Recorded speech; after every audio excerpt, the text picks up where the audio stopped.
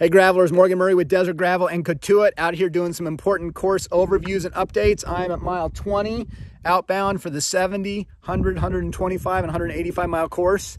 You've just come down a long, great, fast downhill. You're at mile 19 or 20, getting close to aid station number 1. Super important at this cattle guard. There is no stop sign here. Every rider has to stop. You're about to enter state highway number 139.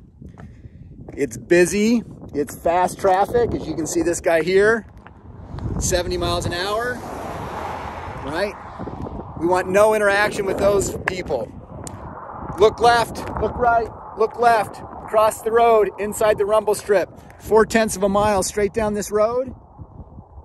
Where that horse trailer is off in the distance, that will be aid station number 1 outbound. It will also be your last aid station inbound. When you come back inbound, you're going to repeat the same procedure.